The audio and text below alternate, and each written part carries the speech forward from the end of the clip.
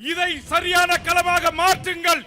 இந்தியாவிற்கே களமாக மாற்றுங்கள். இயங்கக்கூடிய ஒன்றிய அரசு அலுவலகங்களுக்கு நாங்கள் ஒத்துழைப்பு நல்க மாட்டோம்.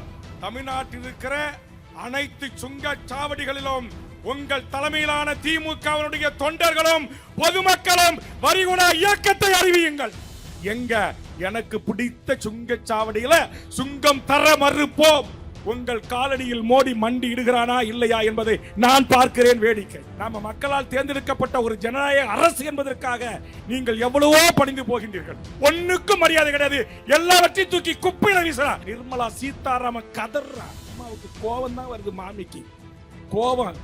தயிர் சோறு சாப்பிடுற உனக்கே கோபம் வருதுன்னா நல்லி எலும்பு சாப்பிடுற எங்களுக்கு எவ்வளவு கோபம் வர்றோம். இயற்கை பேரிடர் பாதிச்சா பணம் இல்ல, சென்னை முழுகினா பணம் இல்ல, குரங்குடி தீ விபத்தில் என் உயிர்கள் பலியானா விமானத்தை அனுப்புங்கள், ஹெலிகாப்டர் அனுப்புங்கள், மீட்டு தாருங்கள் என்றா எங்கள் விமானங்களுக்கு 6 மணிக்கு மேல கண்ணு தெரியாதுன்னு சொல்லுங்க. அப்புறம் என்ன இந்தியாவுக்கு ராணுவ ஹெலிகாப்டர் நாளைக்கு இழுத்து பூட்டுற என்எல்சி கேட்ட செருப்பால் அடிக்கிறாங்க. ட்ரெயின்ல பாத்தீங்கல்ல, டிவி தொலைக்காட்சியில காட்டுச்சுல, கிளாஸை உடைச்சி உனக்கு என்னடா தமிழ ஷர்ட்ல உட்கார்ந்துருக்க சேர்லன்றா. தொடர்ச்சியாக நாம் ஜனநாயக ரீதியாக இயங்குகிறோம். சட்டமன்றங்களில் தீர்மானங்களை நிறைவேற்றி ஒன்றிய அரசுக்கு அனுப்பி வைக்கிறோம். சட்ட மசோதாக்களை நிறைவேற்றி ஆளுநருக்கு அனுப்பி வைக்கிறோம்.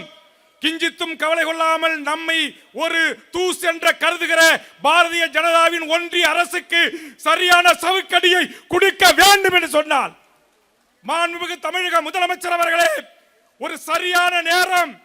இதை சரியான களமாக மாற்றுங்கள். இந்தியாவிற்கே களமாக மாற்றுங்கள்.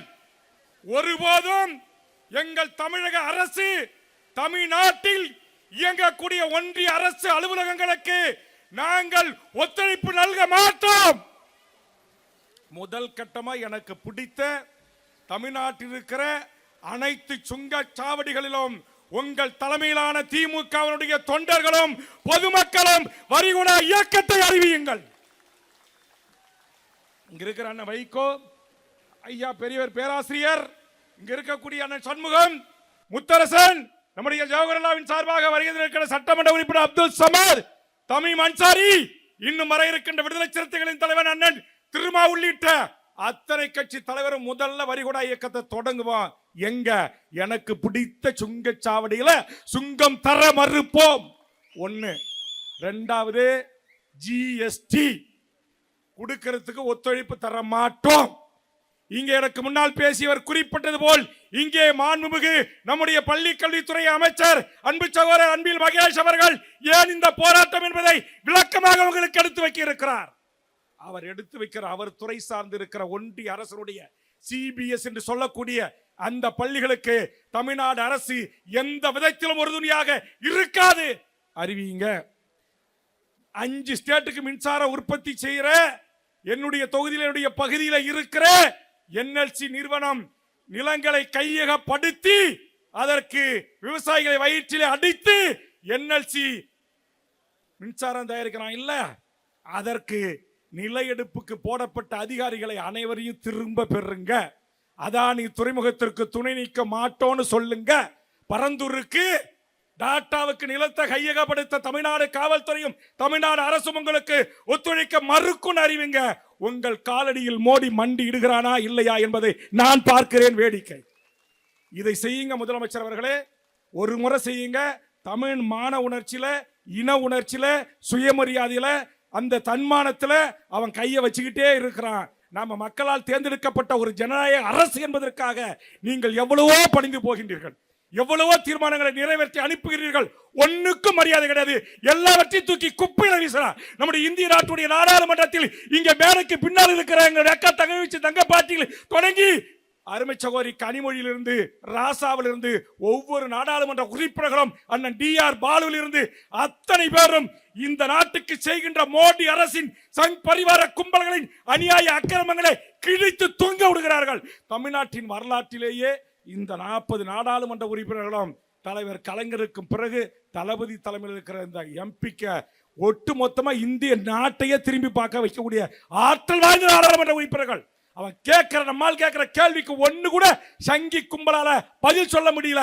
நிர்மலா சீதாராமன் கதறா. அம்மாவுக்கு கோபம் தான் வருது. மாமிக்கு கோபம். தயிர் சோறு சாப்பிடுற உனக்கே கோபம் வருதுன்னா நல்லி எலும்பு சாப்பிடுற எங்களுக்கு எவ்வளவு கோபம் வர்றோம். என் மண்ணுக்கும் என் மக்களுக்கும் நீ செய்கிற துரோகம். ஒக்கி புயல் வந்தா பணம் இல்ல, வருதா புயல் வந்தா பயம் இல்ல, தானே புயல் வந்தா பணம் இல்ல, இயற்கை பேரிடர் பாதிச்சா பணம் இல்ல, சென்னை முழுகினா பணம் இல்ல, குரங்குடி தீ விபத்தில் என் உயிர்கள் பலியானா விமானத்தை அனுப்புங்கள், ஹெலிகாப்டர் அனுப்புங்கள், மீட்டு தாருங்கள் என்றா எங்கள் விமானங்களுக்கு 6 மணிக்கு மேல கண்ணு தெரியாதுன்னு சொல்லுங்க. அப்புறம் என்ன இந்தியாவுக்கு ராணுவ ஹெலிகாப்டர் எதுக்கு? நான் அதிகமா பேசினா தளபதி சட்டமன்றத்தில் அழைச்சு ஏன் வேலை இப்படி பேசிட்டுன்னு கேட்பார்.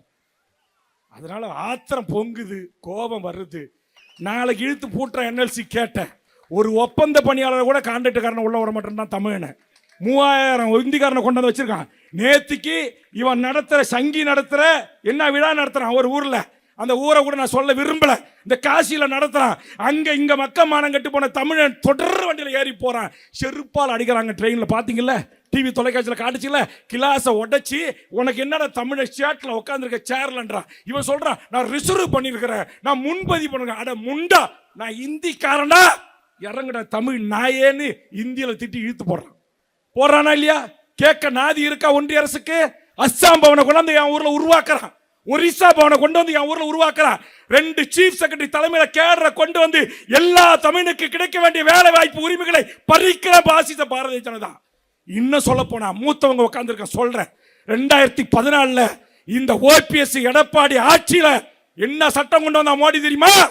தமிழ்நாட்டில் இருக்கிற டிஎன்பி தேர்வுகளிலே தமிழர் அல்லாத அனைத்து வடநாட்டு அதிகாரிகளும் சப் கலெக்டர் ஆகலாம், கோட்டாட்சியர் ஆகலாம், மேஜிஸ்ட்ரேட் ஆகலாம், கமர்ஷியல் டாக்ஸ் அதிகாரி ஆகலாம், நீதிபதியா வரலாம், 25 ஆண்டுகளா இந்த நாட்டுக்கு சீஃப் செக்ரட்டரியா வரலாம், டிஜிபிக்கா வரலாம்னா.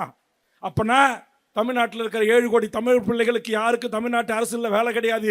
எல்லாரும் இந்திக்காரனை கொண்டு வந்து உள்ள உட்கார வைக்கிறதுக்கு திட்டம் போட்டான். அதை கண்டுபிடித்து தமிழ்நாட்டின் முதலமைச்சர் மாண்புமிகு தளபதியின் கரங்களிலே சொன்னேன், துணை முதலமைச்சரின் கரங்களிலே சொன்னேன், அன்பிலிடத்திலே சொன்னேன். அதுதான் தமிழகத்தின் வரலாற்று எழுத்துகளில் பொறிக்கப்படுகின்ற தமிழக வேலை தமிழருக்கே என்கிற மாண்புமிகு தமிழ்நாடு முதலமைச்சர் அண்ணன் தளபதி கொண்டு வந்த அந்த வேலை வாய்ப்பு உறுதி செய்கின்ற திருத்த சட்டம். தமிழ் படிச்சிருக்கணும், தமிழ் எழுதி படிக்கணும், தமிழ் பேசணும். இது எல்லாம் தெரிஞ்சு 40 மதிப்பெண் தமிழில் எடுத்தாதாண்டா தமிழின தலைவருடைய வாரிசு ஆட்சியிலே வேலை கிடைக்கும் என்ற வரலாற்று சிறப்புமிக்க சட்டத்தை நிறைவேற்றியது திமுக ஆட்சி.